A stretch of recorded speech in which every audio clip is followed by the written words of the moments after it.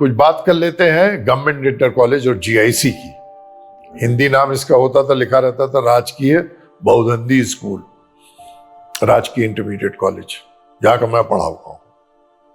मैं वहां 1960 में 6th क्लास में गया और इंटरमीडिएट 12th किया, 1967 में पास आउट हो गया।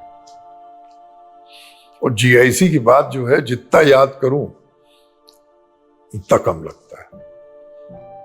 मैं समझ लीजिए 60 में गया, आज से 65 साल पहले, चप्पल पहन के स्कूल में। पंखा कुली होते थे, सीलिंग फैंस नहीं थे, वो खींचता था, हवा मिलती थी, कोई कंप्लेंट नहीं था। 30-40 लड़के, कोई चप्पल में, कोई बिना चप्पल के। ये नहीं कि हर एक कोई जूता पहन के आ रहा है, कोई अच्छे फैंसी कपड़े पहन रहा है, नहीं, सब साधारण, हर घर के थे।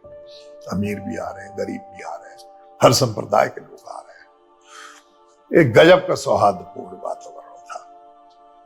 क्लास 6 में भी क्लास टीचर आते, माट साहब बोलते थे टीचर्स को, गणित के टीचर, इसके टीचर, बहुत अच्छा, मार भी खा लेते थे प्यार से। जीआईसी में एक दिन मैं बैठा था किसी क्लास में, तो पुरानी धूल भरी हुई एक बोर्ड देखा, जैसे रोल ऑफ ऑनर होता है ना, लिखा रहता है यहाँ का प्रोडक्ट। तो उसमें हमने देखा कि 1910 में, 1865 का स्कूल था ये, 1910 में फलाना का नाम लिखा है, बाद में आईसीएस में गए, ये गए। तो मैं देखता था, इतने नाम जो अखबार में पढ़ते हैं वो सब यहां से गुजरे। So I was a very proud product of GIC में देखता था, इंस्पायर्ड होते थे उसी से। वहां अपने कपड़े, वहां कोई वैभव, कोई affluent, these things didn't matter, absolutely classless, casteless। Teacher भी आते थे, मॉनिटर की बात सुनते थे ऐसे कि बहुत बड़ा आदमी हो। 6th, 7th, 8th एनसीसी थी, खेल कूद था बहुत बढ़िया। अभी भी सब याद है टीचरों को। मुरली मनोहर श्रीवास्तव साहब गेम्स के टीचर थे। गेम्स कंपलसरी भी था, हर कोई कुछ ना कुछ खेलता था। लुकमान या नसीम फुटबॉल खेलने जा रहे हैं तो हम जा रहे हैं क्रिकेट खेलने। और जीआईसी उस वक्त खेल के हर गेम में, हर थीम में चैंपियन था। Cricket, football, hockey, volleyball, athletics, दौड़ में जिसमें कहिए। असद कासिम, मैंने एक दूसरे इंटरव्यू में उसका नाम लिया है, सब हीरो थे क्रिकेट के लिए। और वो इसी में से सिलेक्शन होता था उनके, रणजीज में या दिलीप ट्रॉफी में, क्रिकेट में। और फुटबॉल भी वो जाके कुछ हम बाद में सुनते थे, मोहन बगान से खेल रहे हैं, ईस्ट बंगाल से खेल रहे हैं, मोहम्मद स्पोर्टिंग से खेल रहे हैं। दौड़ में, एथलेटिक्स में, मीट में हम लोग जाते थे। और जीआईसी के लोग दौड़ में, बनियाइन जीआईसी छपा हुआ है, बकअप कर रहे हैं। खेल में भी था। ये लगता था कि सिर्फ ये बिल्डिंग नहीं है, एक पुती हुई पीले रंग की बिल्डिंग नहीं, उससे कहीं और है। ये टीचर कोई ऑर्डिनरी टीचर नहीं है, मुरली मनोहर श्रीवास्तव या चंद्रशेखर पांडे या अजीज सर या कोई, कुछ और है। और इसी की वजह से स्पोर्ट्स, एजुकेशन, डिबेट पे आ जाते हैं, वाद विवाद प्रतियोगिता बोलते थे, उसमें जाए, उसमें शील्ड ले आए, चाहे फॉर में बोले, चाहे अगेंस्ट में बोले। ड्रामेटिक कॉम्पिटिशन अगर होता था ड्रामा का, तो वहां से भी आगे जाए। दूसरे बड़े बड़े अंग्रेजी स्कूल और उस तरह के करने में कोई नहीं। और साधारण परिवार के, ऑर्डिनरी बैकग्राउंड के लड़के पढ़ रहे हैं। तो स्कूल में ऐसा था कि उसी को एक मिडास टच देते थे, मतलब छू लिया तो आप बन गए, कोई ऑर्डिनरी नहीं था। अच्छा, एडमिशन भी ये नहीं था कि आप गए और आप दाखिल हो गए, मेरिट आपकी देखी जाती थी। और जब यूपी बोर्ड का इम्तिहान होता था, उस वक्त यूपी पार्टीशन नहीं स्टेट था, बहुत बड़ा स्टेट था, उत्तराखंड के भी हिस्से थे। तो यूपी बोर्ड सबसे बड़ा बोर्ड था, मैं ख्याल से दुनिया में एग्जाम कंडक्ट करता था। और उसमें जो बोर्ड का टॉपर है 10th में या 12th में, वो जीआईसी का होता था। सच कह रहा हूं मैं। कौन सी पढ़ाई, कौन सा कोचिंग सेंटर जाते थे, कुछ नहीं। तो अपने आप भी था मेहनत करने के लिए। कौन सा कोचिंग रहता था, आजकल देखते हैं यहाँ कोचिंग सेंटर होता है, स्ट्रेस मैनेजमेंट सिखाया जा रहा है, तब जाके वो 100 मीटर्स दौड़ रहे हैं। वहां 100 मीटर्स नंगे पांव, स्पाइक नहीं भी हो, जूते नहीं भी हो, 60s की बात कर रहा हूं, तो दौड़ा बिना हाँपे हुए और फर्स्ट प्राइज लिया, सेकंड प्राइज लिया। विक्ट्री स्टैंड होता था, कोई भी रेस में चले जाए। दिस इज नो एक्सेजरेशन, ये कोई अतिशयोक्ति नहीं, वास्तविकता मैंने देखी है और बयान कर रहा हूं for the other generations of the present students of GIC कि आप जानिए।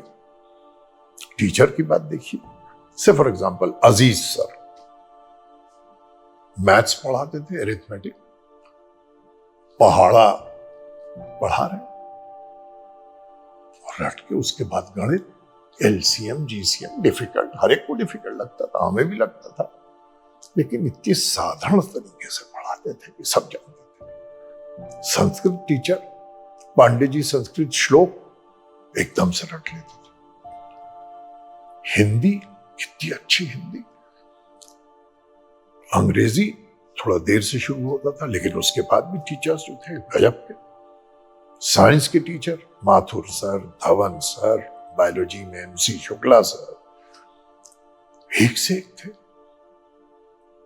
पढ़ाने का तरीका, सहनशीलता, उनके पास जो धैर्य था, कमजोर बच्चों को कभी यह नहीं एहसास होता था कि वो आउट ऑफ प्लेस है। अच्छी तरीके से पढ़ाते थे, होमवर्क देखते थे, और कभी ये नहीं कि मारपीट हो रहा है या आपके ऊपर घर पे रिपोर्ट भेज दिया, वहीं के वहीं निपटा दिया। 1964 की बात है, ओलंपिक्स में भारत और पाकिस्तान का मैच हो रहा था, टोक्यो में शायद। तो टीवी तो होता नहीं था। हम और हमारे कुछ मित्रगण ने सोचा कि कुछ जाके कमेंट्री सुन ले क्या हो रहा है। अचानक प्रिंसिपल साहब राउंड पे निकले और हाजिरी ले ली, और उसमें देखा कि कौन कौन नहीं है, उनको अपने को रूम में बुला लिया। प्रिंसिपल साहब ने तलब किया, कभी ऐसा होता नहीं था। हमारे डर के वहां चले गए, उन्होंने कान पकड़ के एक रसीदा, तीनों को, हम 3 लोग डिफॉल्टर थे, क्लास में नहीं थे, तो कहा कि भाई इसलिए मार रहा हूं तुम्हें कि इस बार तुम्हारी बोर्ड की परीक्षा है, अगर तुम कमेंट्री सुनते रहोगे तो परीक्षा में क्या करोगे। बस रियलाइज करा दिया, एहसास करा दिया that it is your board examination. तो चाहते तो एक नोट बना के दे दें, मुर्गा बना दें, घर में भेज दें, कुछ नहीं। इतनी परिपक्वता था, द वे ऑफ हैंडलिंग। और कोई ये नहीं कि कोई ऑक्सफोर्ड से पढ़ के आया, कोई कहीं से, कोई आजकल की प्रणाली या कोचिंग में नहीं गए, हमारे घर आके पढ़ी है, कुछ नहीं। ये था कि आपकी पर्सनैलिटी डेवलपमेंट। हमें याद है जब हम इंटरमीडिएट पहुंचे, दूसरे अंग्रेजी स्कूल के लोग जो सीनियर कैम्ब्रिज वगैरह करके आते थे, वो 12th में सीधे आते थे, और एडमिशन जीआईसी में ज्यादातर लोग लेते थे कि वहां आने पे उनको एक फिनिशिंग टच मिल जाता था।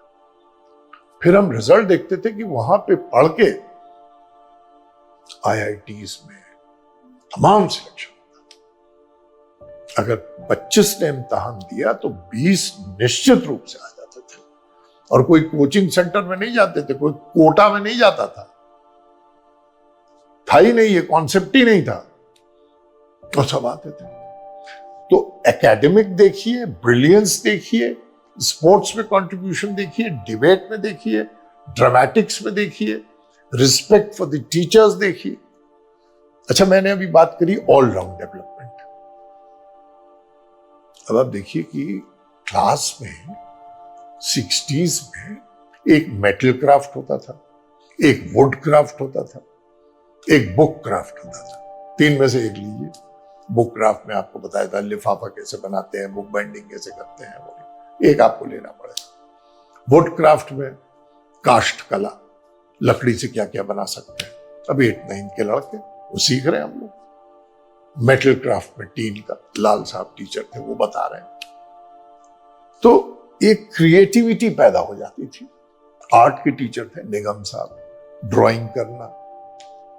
आप समझिए कि सरकारी स्कूल जीआईसी, उसके अंदर आप ड्राइंग भी सीख रहे हैं, डिबेट भी सीख रहे हैं, ड्रामा भी सीख रहे हैं, लिटरेचर भी जान रहे हैं, साइंस भी जान रहे हैं, और एक दूसरे का कैसे मतलब फ्रेटर्निटी डेवलप करना, ब्रदरहुड डेवलप करना, वो भी जान रहे हैं।